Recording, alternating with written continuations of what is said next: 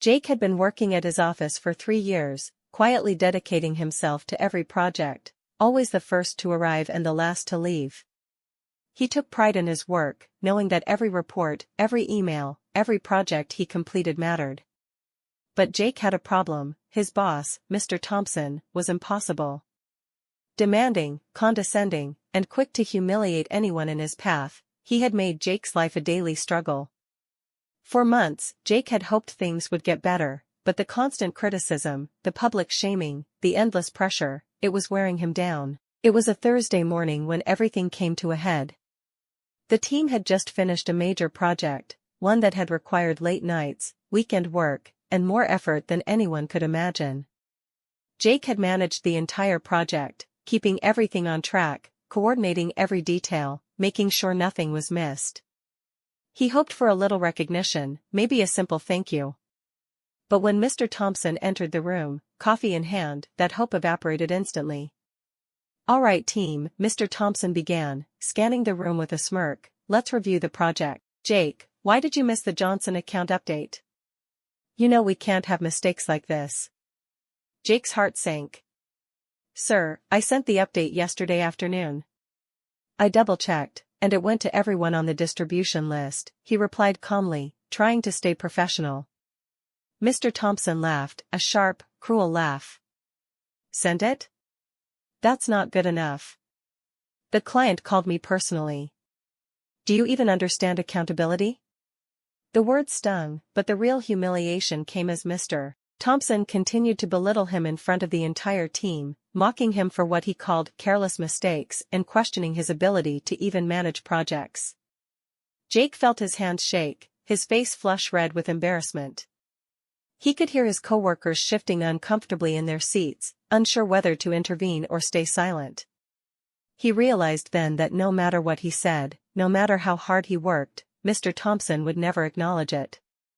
The anger inside him swelled until it was impossible to ignore. "Sir," Jake said, his voice steady but firm, "I've been giving my best on every project. I've never missed a deadline, and I've always communicated clearly with the team. I deserve to be treated with respect." Mr. Thompson only laughed again, dismissively. "Respect? You want respect? Then start earning it instead of wasting everyone's time." Jake felt something break inside him. He had endured enough.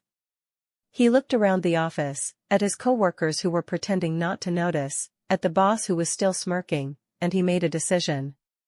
"Mr. Thompson," he said, loud enough for everyone to hear, "I've had enough.